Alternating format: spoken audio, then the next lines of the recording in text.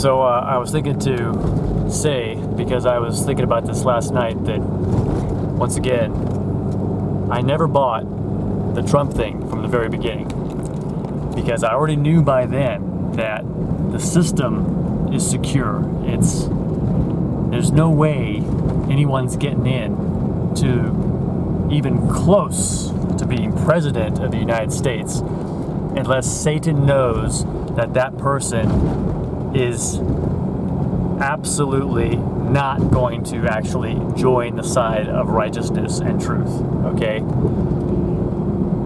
It's not happening. If you look at the record of Trump, he has an accusation of rape from a 13-year-old girl. He has lots of pictures of himself and Jeffrey Epstein laughing it up, also Bill Clinton, and therefore, and he also commented that he knew that Jeffrey Epstein was into young girls. So he may not have been into it that much, but he was still friends, buddy. But that's not the most important thing.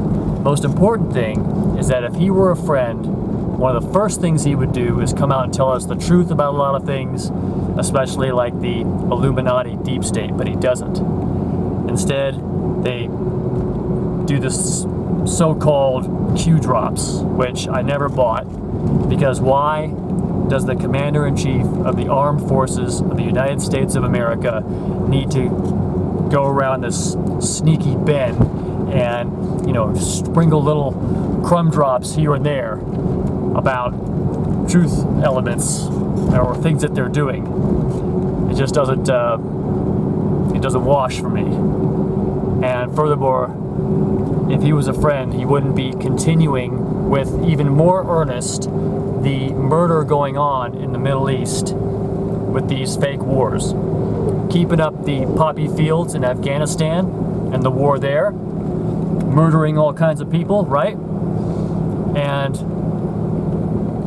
doing even more bombing than Obama was doing, and Bush, because Obama was doing more bombing than Bush of also civilians. Maybe there are military targets, but civilians are being killed and murdered, and the wars in Iraq and Syria are still going on, still being supported. If he was really a friend, if he was really a patriot, if he wasn't in the pocket of Satan, he wouldn't be doing those things, or at the very least, he would be alerting the American people, saying, I'm not even in control of these wars, they're already ongoing, and I can't do anything about it for such and such reason. But he doesn't mention any of that, doesn't tell the truth about 9/11, doesn't talk about the chemtrails, the GMOs, the poison vaccines. He's pushing the vaccine agenda, okay? Is our friend pushing the Bill Gates genocide agenda? Just ask that one question. If he was a friend, whether maybe, and I could swallow that he was ignorant on a lot of things. Like if you listen to Alex Jones, that's what he's basically saying, is that he doesn't know a lot of this stuff. He says, I know a lot more than the president does. But is he a friend if he is pushing the vaccination thing? And we know that vaccines have been proven unsafe and they have not been proven safe. So what does that tell you? Okay, so also I find that there's a lot of convenient, I've ran into this several times now, of those that have split personalities. And they have one part of them that does something that's a crime, but then the other part is the cool, innocent, righteous person that you want. So, but that doesn't excuse these people, okay? Because if they enter into an alter or a split personality and they commit a crime and then they go back to their other self, and the other self doesn't remember, well, that doesn't excuse that person from the crime. That's still a soul that did that crime, because you're either a soul or you're not. And now there may be odd situations where you do actually have two souls in one body, I don't know. But if it's the same soul, even if you don't remember because it's in another alter, it's not an excuse. It's not an excuse.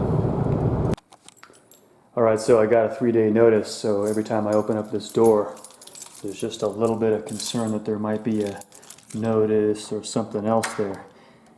Legally, he can't evict as far as I know, but I'm always a little bit cautious as I leave my place. Alright.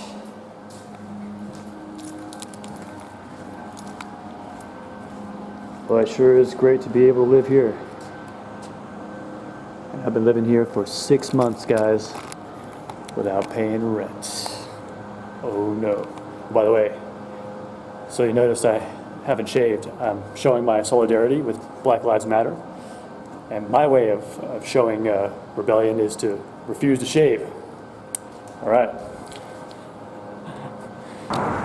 Hey, so I was just over here with this line to get tested. The people are getting tested, waiting in their cars. And I've mentioned before that every time I walk or drive by there, it looks like they're all kind of waiting in line like stooges to get marked or something, you know, like cattle to the slaughter, you know, like waiting in line. But I didn't really know. But this guy I just met, this Latino gentleman, he gave me this little piece of paper with some information on it, and he was going from car to car asking if they're a Christian, and then trying to warn them if that the swab that they're putting in to test you puts a nanoparticle in the back of your and it goes into your brain, because they put that. I saw the picture of that swab. It goes way back in there, and they said there's NanoTech on the end of that swab, and it goes into your brain. And I haven't looked at the details yet, but I just thought I would report that. It's pretty wild, and he was amazing. He was going from car to car, asking people if they were a Christian and telling them about that. So yeah, that was pretty gnarly, and I kind of had the feeling that there was something up with that testing, because it just, I don't know, it just looked kind of funky, like suspicious, you know. But and then that guy's saying that the tips of those swabs have nanoparticles, that they're infecting, and it goes up into the brain, is what you say. I get, like I said, full explanation, but yeah, I mean, I you know, I don't know that, and I haven't confirmed it, and but I wouldn't, you know, at this point, you know, that I would rule out something like that, you know. So it could be anything, you know. But yeah, so I am definitely open to crazy sounding conspiracies, because now we find out it's true. And this guy was like a very awake Christian, and so I'm going to email him later and just see if he has any more detail about it. But he really he was really out there doing the work, you know. People were honking at him and, you know, pissed and rolling up their windows and everything. But that's the work, man. So, I'm not that great at that stuff, or maybe I'm just not willing to do it. But I'll use my talents the best I can. So yeah, just an update. Basically, I don't know about y'all, but I'm hanging by a thread. But actually, it's kind of cool, you know. I don't mind it, because sometimes being poor, like just like on the edge, like I have no idea. I got like $5 left and no money in sight. But in a lot of ways, I was thinking in a way it's a blessing, because it's kind of fun, even though of course it's unpleasant. But it kind of gets you in an adventure mode, you know, because you don't know what's happening next. So I try to look at it in a more positive light of, hey, you know what? Maybe it's an interesting opportunity that presents itself in a moment of need. Yeah, because I had a definite feeling of not wanting to go take that test, man. I mean, I just do not need it, you know. And because I'm already suspicious, you know. But it's interesting that, you know, I happened to run into that guy as I was walking up there, and I'm glad I did, because now I guarantee you I ain't taking that test. No way, no how. Because and then he was going on about how, and then he continued as he talked with me briefly, because he wanted to really get to those people in line. But he told me that the real poisoning is when they take the vaccine. And I believe him, you know. I believe it, you know, because I am not inclined to take that vaccine myself. In fact, I'm going to tell you right now, you know. I mean, if you ask me, you know, well, are you anti-vaccine? Yeah, I'm anti-vaccine. I am definitely anti-vaccine. I am without question, I'm sorry, I got dust on this thing. I am without question anti-vaccine. I'm not taking it, you know.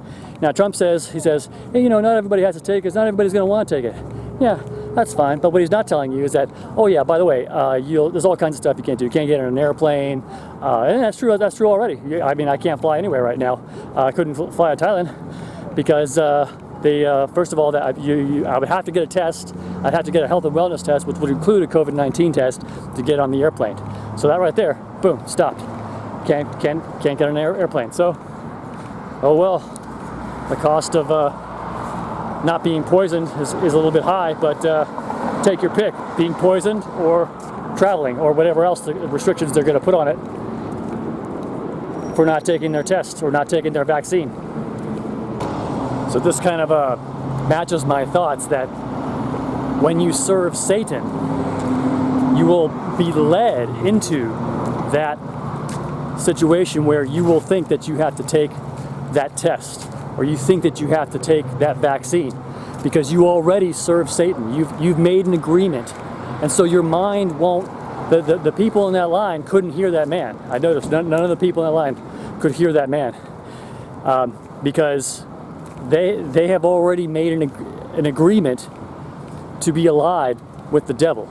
And these people that are telling you that you're going to have to take the mark of the beast, otherwise you can't buy or sell, that's completely ridiculous. Just think about that for a second, friends. How are they going to make even half of the United States of America, where everybody with their AR-15s and shotguns, take some kind of subdermal chip?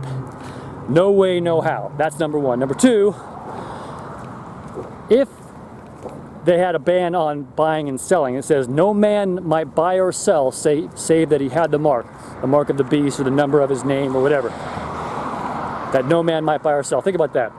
How could they keep a private transaction? Say if you have something of value that somebody needs, what's to stop them? I mean, they might stop you at the grocery store, but they couldn't stop somebody in a private transaction. And the scripture says that no man might buy or sell.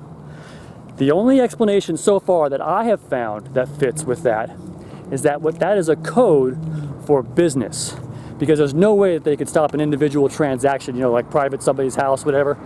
So what that really means, that's my explanation, I could be wrong, but I'm thinking that means that it is in fact, you cannot be in business without the mark of the beast. So unless you are a servant of Satan, you can't be in business. You can work as a regular laborer, but you can't be a businessman. I'm just speculating, maybe not. But the fact that, you know, I mean, even 50 years from now when things are really desperate and the crap hits the fan, I don't see how they can make even half of at least America. Maybe other parts of the world they'll be more docile, but I would say even in places like France and Germany and you know, even Britain just was pretty whipped down. I have to say, I'm sorry, I have to tell you, my fellow Brits, I really have a lot of respect for you guys, but it seems like they're a little bit more docile than Americans, because Americans will be fuck you and my shotgun, but I don't know if it's the same thing in Britain now. But in any case, I can just tell you that here in America, you know, I mean, there's just no way somebody's going to accept a mark of the beast and you know, and then you can't buy or sell. Come on, give me a break. No one's going to take a tattoo. No one's going to take a chip. Nothing, you know. So I think, and then when you combine that with the knowledge that it says that the servants of God will have three names written on their forehead: the name of the Father, the name of the city, and the name of the Son. Actually, in that order, if you look in Revelations.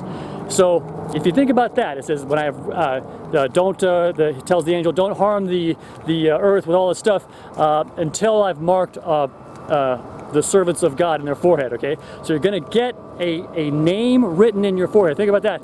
Are you going to see people walking around with a visible name? Okay, even if it's written real small, Jehovah, New Jerusalem, Jesus. Okay, no, it's a spiritual label. Yes, you are getting a label, because it says right there, you are getting a label, a mark, but it's spiritual. Therefore, I say, And my best theory is that the mark of the beast, or the number of his name, whatever, that you get, it's a spiritual mark. And guess what? Most people already got it, or you have it by default, because it says he causes all, both small and great, rich and poor, to receive the mark. And so, at that point, you get it by default. It's a default label that you get because you are automatically born into Satan's kingdom. You only get it replaced. The only way you lose that mark is if you prove you are a servant of God by serving him, the way that man was over there in line. He was serving. He was out there doing what he could, showing God that he's going to serve him no matter what, no matter if it's not very high paying, no matter if he has to be homeless, no matter if he has to be hated and cursed at by everybody in that line. But he's going to make it if he sticks with it. And that's what you want, friends, because too many people, way too many people, finding out the hard way what happens if you don't. Blessed is he who comes in the name of the Lord. So, it's been 2 years, almost 3 years, and the movie that I made on Vice, The Nightmare World of Gang Stalking, has got over almost 3 million views. All right? So, how you doing? Good, how are you? Some guy coming on one of those things. So, almost 3 million views. Now, why I say this is a blessing, and blessed is he who comes in the name of the Lord, in regards to this, is because you'll notice that the TIs, targeted individuals from the UK, they had a similar movie made that Vice undertook, and it made them look bad.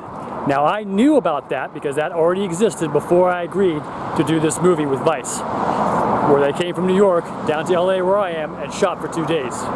Okay? Now, story is that I agreed to do this because even if it made me look bad, because it was exposure. And so people could at least see it, even if it, makes you look crazy. But, I knew that they were going to try to paint me in a negative light. And they did a little bit, like having that psychiatrist guy say, well, the imagining thing in the mind. But what was funny about that is that guy looked like the bogus instructor from that show with I forget the name of it. Hold on, let me think of it for a second. It's the one with Marlon Brando and the guy from Ferris Bueller's Day Off. I forget what it was called, like The Graduate or something like that. Anyway, that guy looked like that guy, the bogus art instructor who was like, yes, this is all about acting and stuff. Well, that guy looked exactly like that guy who looked like, this total, boga dweeb. So anyway, and so that worked out in my favor. But see, I know that the intention of Satan and all those people that had Satan's spirit dwelling in them, they wanted to make a smear movie about me. But the Lord made it so that actually that movie didn't smear me, had me on the front icon, and a lot of people got to see it, okay? Almost 3 million hits now. And it didn't make me look bad. It highlighted the issue. They tried a little bit to make Christianity look bad, where they show that sign, and it says, oh, that one guy thought that it was a Christian group stalking it, which is totally ridiculous. If you do any history, Christians do not stalk, okay? I mean, they may do other things like threats or stupid crap like that, but they don't stalk, like organized group stalking like that. So that was total BS. But in any case, and I even offered to talk to that guy. I tried to contact him, but I got his email. He wouldn't answer. He didn't want to talk with me. But some other people from that show did. And but the point is that actually that movie looked good, was good, and when it was published, I was happy about it. Now, interestingly enough, that guy who made the reporter, the main guy, Sebastian Ishtar, I called him up later. I think it was like a year and a half later or whatever. I just wanted, hey man, I just want to thank you again, man. That movie turned out great. And he was not happy to talk with me, and he didn't work for Vice anymore. Now I don't know if he got fired over that, but I kind of wondered if it was, because he was. We had no fight over anything like that, and I just called him up and I said, hey, you know, and it was something. I said, oh yeah, I wanted to give him a tip about something to see if he was interested in the story. Anyway, he didn't work for Vice anymore, and I found out, and he was kind of rude and curt, like I don't want to, you know, talk with him anymore, you know. And but during the shoot, he was very friendly and cool. So something happened, and I don't know whether it was like he got fired because his mission from Satan to make me look like crap failed. So just wanted to say, blessed is he who comes in the name of the Lord.